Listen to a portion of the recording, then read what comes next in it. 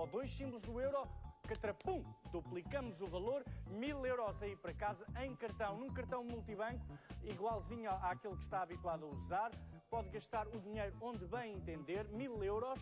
O custo da chamada, esse também já sabe, são 74 cêntimos, já com o IVA incluído. Jogue com responsabilidade. Consulte o regulamento do jogo se tiver dúvidas na página de teletexto da sua televisor, da sua televisão, ou então vá à internet e na página da RTP também tem o regulamento deste jogo. É um jogo, portanto, só joga quem quer. O número esse já o sabe de cor, é o 760 10 20 30. É o jogo do galo. Bora lá, pessoal. 760 10 20 30.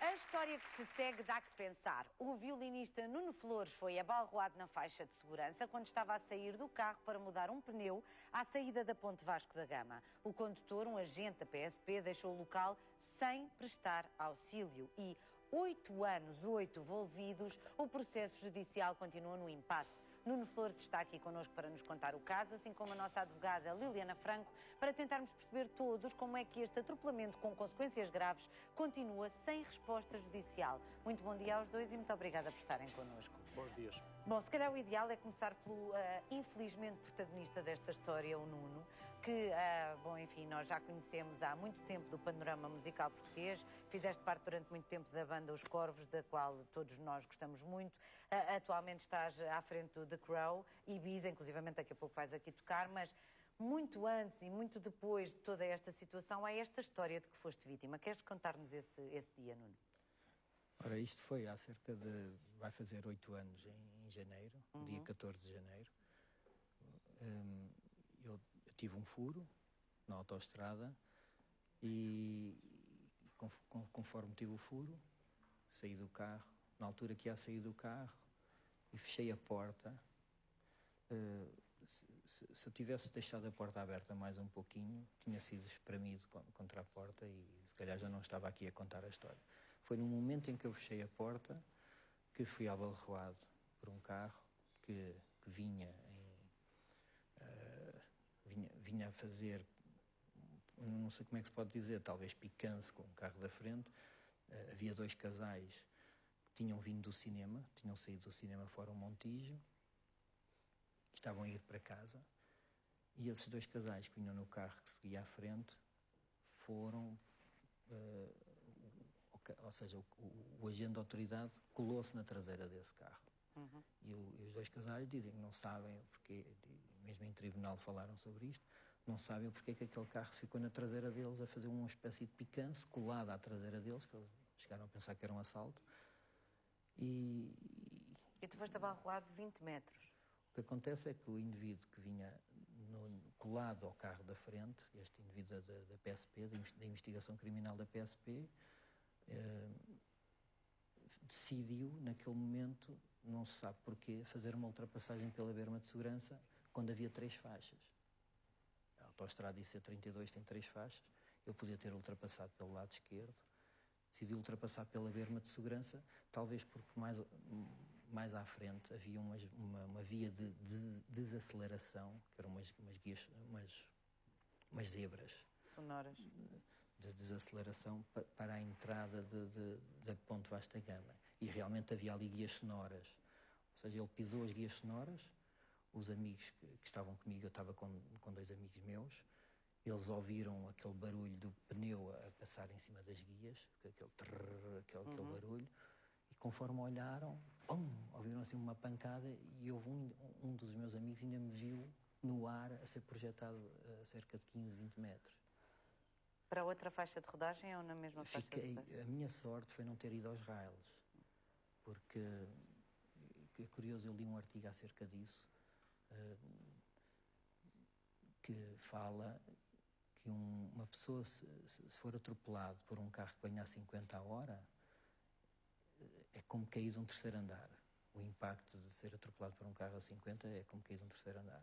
Por sua vez, se o atropelamento for a 80, eles não quantificam a força, mas dizem que pessoas que foram atropeladas a 80 a hora só sobreviveram 2%.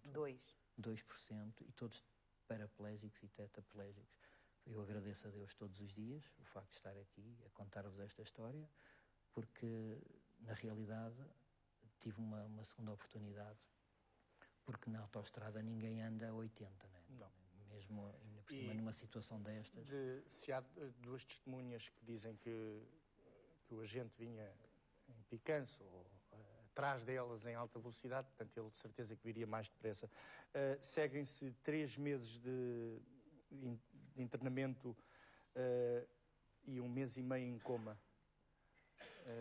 Sim, eu na realidade eu não me lembro de nada, porque o nosso organismo tem particularidade de esquecer quando o impacto é muito forte, quando a dor é assim muito forte, nós esquecemos o que é que acontece para nos deixar aqueles traumas. Mas o que os meus amigos me contaram foi que eu fiquei deitado na estrada e durante 10 minutos estive inconsciente e ao fim de 10 minutos começa a vir a mim e agradeço imenso a um amigo meu que é o Vítor Pinto que tinha por acaso tinha um curso de primeiros socorros e ele sabia que a minha primeira reação seria ele tentar me levantar e com o pânico talvez começar a correr e ele aguentou-me ali, ele lembra-se de me ver assim, tentar mexer e as pernas, a tentar mexer as pernas, parecia que estava a andar de bicicleta e uma das pernas estava completamente partida, não é? Porque na verdade quem te atropelou não parou.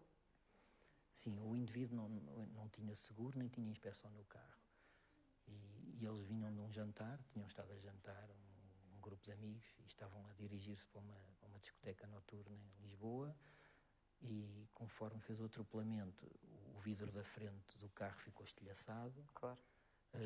Eu estava colado ao meu carro porque eu tinha acabado de fechar a porta e arranquei o espelho retrovisor. O meu corpo arrancou o espelho retrovisor e amolgou a porta do condutor, que era eu neste caso. E ele continuou a andar, não parou, deve ter ficado em pânico. E assim, eu não estou a culpar, ou seja, eu naquela situação, eu acho que ninguém pode dizer, eu faria diferente, eu se calhar voltava atrás. Assim, só naquela situação é que a pessoa sabe o que é que haveria, o que é que faz por causa Nuno, do pânico. Deixe-me interrompê-lo para fazer aqui um ponto de situação. O Nuno é atropelado por um agente da PSP que não estava em serviço, numa viatura que não era da PSP, sem inspeção, sem seguro. Há 8 anos que tem o seu caso em tribunal e ainda não se conseguiu fazer justiça. Isto serve de ponto para darmos os bons dias novamente à doutora Liliana. Liliana, temos aqui um imbróglio jurídico, porque nitidamente há aqui uma proteção que se compreende de um agente da PSP, que é uma figura do Estado, mas temos um cidadão, no caso o Nuno, um músico virtuoso, que parte da sua vida é altamente afetada e do seu virtuosismo também. Como é que isto se deslinda, este caso? Sr. Pedro, à semelhança do que eu já aqui expliquei a semana passada, entendendo que estamos perante uma situação que está ainda a correr termos em tribunal, eu encontro-me e tenho algumas limitações do ponto de vista deontológico, portanto não me posso pronunciar em concreto. Já a semana passada fiz aqui esta ressalva e queria fazê-la novamente. Eu vou tentar, à semelhança do que fiz a semana passada, explicar do ponto de vista teórico a situação e também de acordo com aquilo que já falei com o Nuno e que ele já me explicou que terá acontecido ou que está a acontecer com o processo. Numa situação destas, quando existe um atropelamento, como foi o caso, inicia-se um processo de inquérito, no fim do qual se foi recolhida prova suficiente, se é identificada a pessoa que ia a conduzir, a pessoa é constituída arguida, é recolhida a prova suficiente e é levada a julgamento. Numa situação destas, estamos aqui a falar, pelo menos, configuram-se aqui 2 crimes. Um deles são as ofensas à integridade física e outro é a omissão de auxílio. Consoante a prova que é produzida em audiência de julgamento, é feita a condenação ou não dessa pessoa, que é o arguido em concreto neste processo, não é? Pelo que o Nuno me transmitiu, terá havido já uma sentença da parte criminal em que existe, portanto, estamos a falar de 2 crimes. O crime de ofensas à integridade física é punido com pena de prisão ou com pena de multa. O que é que isto quer dizer? Quando existe a condenação, pode ser uma condenação que se converta em dias de prisão, em prisão efetiva. Ou multa. Ou uma multa, que não deixa de ser... Deixe-me interrompê-la, peço desculpa. Mas o acidente é uma coisa, houve um acidente. A não prestação do auxílio é que nos parece aqui mais grave. Mas não está provada essa parte, não é? Essa Ao é que é que também a parece questão. não foi provada em tribunal que houve a omissão de auxílio. Então, mas o carro não parou. O que eu posso dizer, perante as testemunhas que estiveram em tribunal, eram duas raparigas, neste caso, que seguiam com ele no carro, estavam dentro do carro dele, que na altura disseram, volta para trás porque acabámos de atropelar uma pessoa, era uma pessoa que atropelámos, e ele continua a seguir a sua marcha. Entretanto, à chegada à segunda circular, mais ou menos ali perto da bomba da Repsol, eu penso que ele as deixou lá na bomba, dizendo que vinha prestar auxílio, que ia voltar para trás. Quantos quilómetros decorridos? Qual é a distância? Depois de Vasco da Gama até ali, não é muito, são mas são 20 alguns. quilómetros. Portanto, não, foi à saída já da Vasco da Gama que acontece o acidente, portanto é depois na segunda 2 ou 3 circular. quilómetros. Ou seja, A verdade é que ele não voltou para trás, não é? Não, Pronto, quer dizer, por acaso é uma mais. pessoa atropela uma pessoa, para o carro, ponto final. Pois, exato, mas não parando, deixou-as na bomba e disse que ia voltar para trás. E a verdade é que não voltou. E que em tribunal isto foi uma situação que, ou seja, desde alegar que não se tinha percebido que tinha atropelado uma pessoa, Claro. que não se tinha percebido, achava que era outra coisa, ao ponto do advogado dele falar que podia ser assaltado, que o meu advogado riu-se. Ou seja, ele disse que o advogado dele falou que poderia ser um grupo organizado para fazer um assalto. Estávamos ali fazendo ali. Bom, nem vale a pena entrarmos por aí, porque isto tudo já... Quais são as sequelas que tu efetivamente tens? 8 anos envolvidos sobre o acidente. Tu eras, pondo as coisas no passado, porque quando eras uma pessoa perfeitamente saudável, sem nenhuma sequela do acidente, um músico absolutamente virtuoso, lá está, não é? Portanto, um caso fora do normal no que diz respeito ao violino. Não, eras. Eu não gosto de ouvir isso. Está bem, mas é verdade. Quais são as sequelas com que ficaste e que agora te impossibilitam de gerir a tua carreira como o fazias antes? Eu fiquei com bastantes sequelas. Ou seja, isto, pondo um bocadinho atrás, o indivíduo, não tendo voltado atrás para me ajudar, o crime de omissão de auxílio não ficou provado, porque a justiça, em caso de dúvida, favorece o réu. Isto foi como o advogado me explicou, porque eu disse, mas como é que é possível o indivíduo ter ficado ilibado da questão da omissão de auxílio? E então ele explicou-me assim a situação, porque em caso de dúvida, a pessoa pondo uma série de argumentos, se o juiz decide que há ali alguma dúvida, favorece o réu. Ok. Pronto, também não é por aí, porque eu próprio, naquela situação, se eu tivesse atropelado alguém, também não sei se, sinceramente, só no momento em que a pessoa sabe qual seria a minha reação, porque eu também não sou nenhum santo, não é? Acho que todos nós, ninguém é santo. Toda a gente perde a cabeça. Toda a gente perde a cabeça. Mas nós precisamos mesmo que respondas a esta questão, porque temos que falar sobre os Em seguros. relação às sequelas, é assim, eu tento superar esta situação toda, que causa-me bastantes complexos. Tenho complexo quando estou na praia. Eu posso mostrar um pouco, ou seja, o meu braço não estica mais. Tens uma tala permanente no teu braço direito? Não consigo encolher, por exemplo, não consigo comer assim. Se eu quisesse comer agora aqui alguma coisa, não conseguia chegar à mão. Ainda há pouco tive que pedir para me porem a gravata, porque eu não conseguia. E é uma gravata que não é preciso dar ou não, é uma gravata que é só prender atrás. Deixei de tocar piano, deixei de tocar guitarra. Neste momento toco o violino, porque o violino tem a sorte de... Pronto, toco violino desde os 5 anos de idade.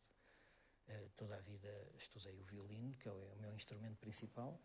E o facto posso exemplificar rapidamente este movimento. Eu não consigo fazer este movimento com o pulso. O meu pulso está imóvel. O pulso não consigo fazer este movimento com o pulso. Que é essencial para a tua profissão. A mão deixou de conseguir fazer este movimento. Ok, mas como é um violino,